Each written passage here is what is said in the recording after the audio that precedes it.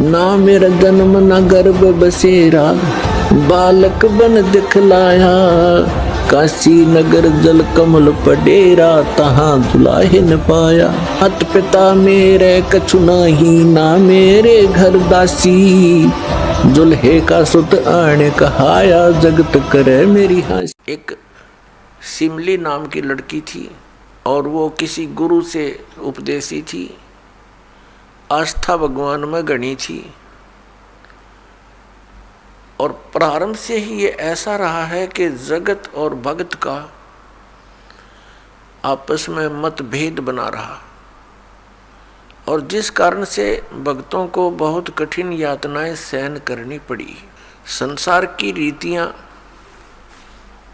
सांसारिक जो परंपराएं हैं वो यहाँ इस काल के जाल में रहने के लिए व्यवस्थित है, एक व्यवस्था है। और जो लोग परमात्मा से परिचित नहीं है वो इन्हीं में व्यवस्थित है। उस लड़की की बहुत आस्था थी। नगर के बाहर एक साधु का आश्रम था। वो लड़की उस महात्मा को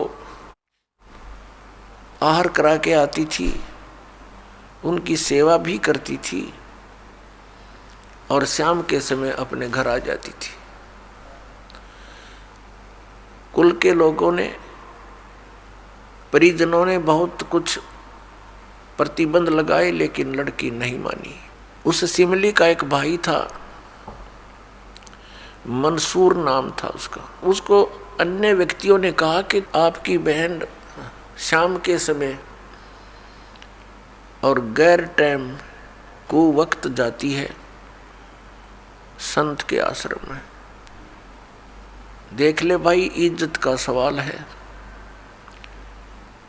और पूरे नगर में चर्चा चलती है अपनी बहन को बनाकर। अब मंसूर ने सोचा भी पहले ये देख तो लूं,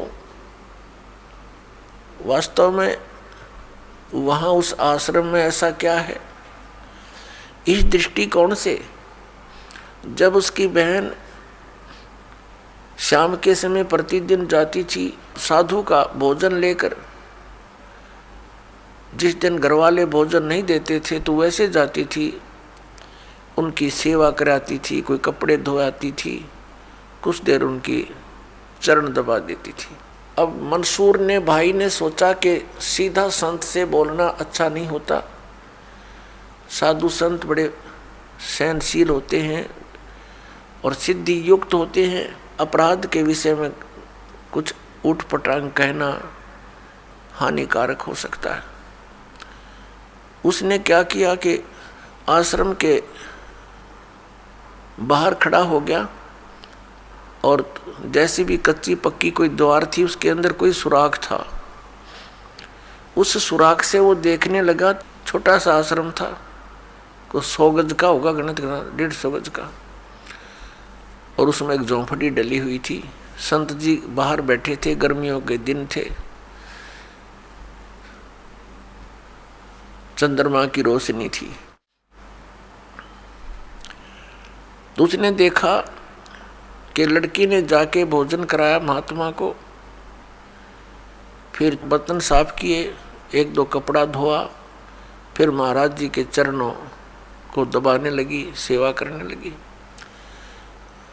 तो क्या हुआ कि ऐसे उस महात्मा ने हाथ किया, आकाश से एक अमृत का प्याला आया। संत ने पिया, आधा उस बेटी को दिया। संत ने कहा कि बेटी, इसमें से थोड़ा सा एक नालायक व्यक्ति खड़ा है, उसके भी मार दे एक छींट। इस सुराख के अंदर से जा और उसके भी लगा दे, थोड़ी सी कल्याण हो जा। एक नालायक व्यक्ति खड़ा है। अब उसने जाकर के, लड़की ने आदेश पालन करना था, सुराख में से ऐसे कर दिया। उसने देखा कौन है, कैसे है, तो उसके भी जीभ पर वो थोड़ा सा अमृत की छींट लगी। एकदम उसके हृदय में एक विशेष प्रेरणा हुई कि मैं बहुत पापी हूँ, मैं नीच हूँ, और ऐसे पाक साफ महापुरुष के विषय में मेरे मन में दोष आया। रोता हुआ आश्रम के अंदर प्रवेश हुआ और कहा, महाराज मुझ पापी का भी उद्धार हो सकता है। मैंने आपके बारे में बहुत गलत सोचा। उस संत ने कहा, बेटा जब तक बोध नहीं होता, ज्ञान नहीं होता, तब तक प्राणी के ऐसे अपराध अक्षमा करने योग्य होते हैं। और बेटा कोई जानबूझ कर करोगे, दीक्षा उपदेश लेने के बाद आपके मन में ऐसा संत के गुरु के प्रति दोष आता है तो फिर आप पाप के भागी भारी बन जाओगे। काफी देर सत्संग सुनाया। प्रतिदिन वो भक्त अपनी बहन के साथ दिल्ली आने लग गया। खूब सत्संग सुना, दोनों बहन भाई मिलकर सेवा करते थे। फिर क्या हुआ कि उसके हृदय में एक ऐसी प्रेरणा हुई, अनल हक। उस संत ने उसको एक मंत्र दे दिया, अनल हक, कि इसका जाप किया कर। अपने आत्माओं पिछले पुण्यकर्मी प्राणी ही परमात्मा की खोज में लगते हैं। उनको ही इतना शीघ्र इन बातों का असर होता है, संत के वचनों का।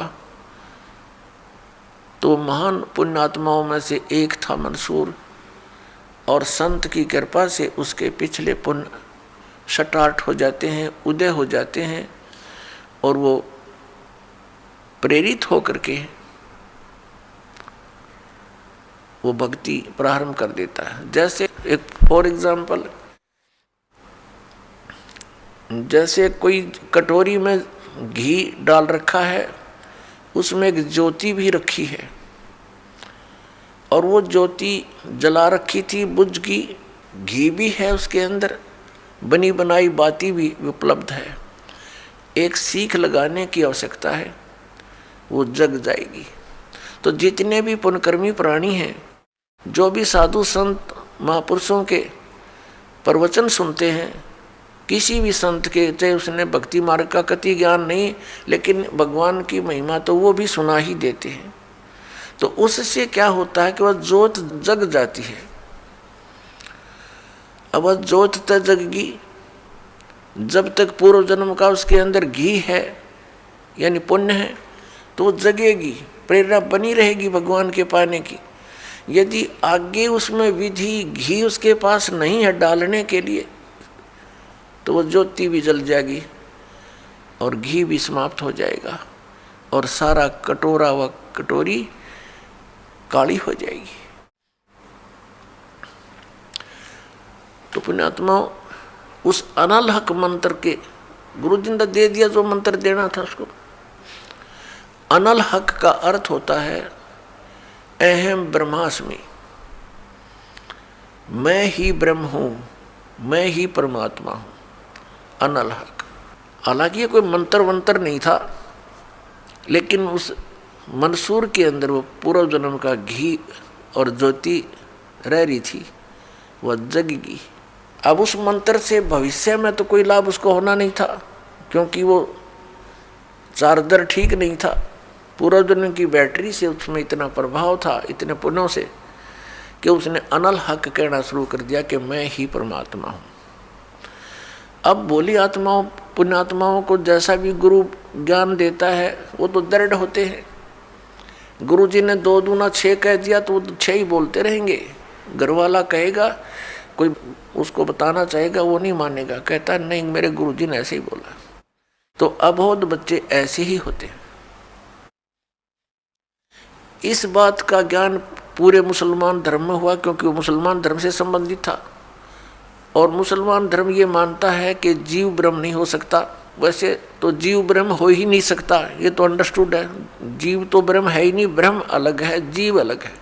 ब्रह्म मीन भगवान, जो जीव का भी उत्पत्ति करता है। लेकिन मुसलमान धर्म ये मानते हैं कि पृथ्वी पर परमात्मा नहीं आ सकता। वह तो 7वें आसमान में रहता है, 7वें स्वर्ग में। और कोई ये कहता है कि पृथ्वी पर परमात्मा है, वो दंड का अधिकारी है, वो भ्रमित कर रहा है, मुसलमान धर्म के विधान को बिगाड़ रहा है। इस कारण से मंसूर को बहुत बार समझाया, राजा तक बात गई, बहुत कुछ कहा लेकिन नहीं माना, अनल हक करता रहा। उसको कहा कि तू ऐसा मत बोल। अब साधु को तो कोई बोल नहीं सके था कि वो क्या मंत्र दे रहा है, लेकिन पब्लिक के अंदर जब बात आ जाती है तो वो अपना पूरा जोर शोर से विरोध करते हैं। अब क्या हुआ कि वो नहीं माना तो उसको चौराहे पर खड़ा कर दिया, बांध दिया उसको चौराहे पर, और फिर क्या कहा कि या तो तू अनल हक कहना छोड़ दे, नहीं तो तेरे पत्थर मारेंगे। उसने फिर कहा अनल हक, क्योंकि वो तो मदमस्त हो गया था, अलमस्त हो गया था। ऐसी स्थिति पूर्वजनों के पुण्यों से होती है, और भविष्य की भक्ति नहीं होती है तो वो नष्ट हो जाता है उस जीवन, ऐसी पुण्य आत्मा का।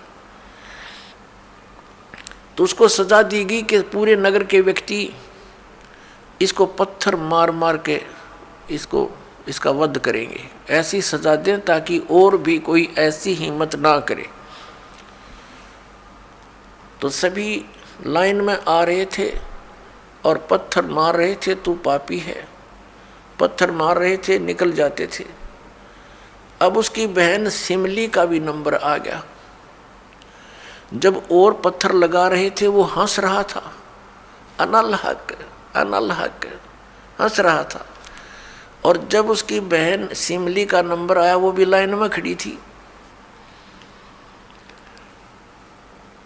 तो बहन ने सोचा पत्थर तो मैं नहीं मारूंगी, लेकिन लोक लाज में आके उसने फूल उठा लिया कि मैं फूल मार आऊंगी उसके,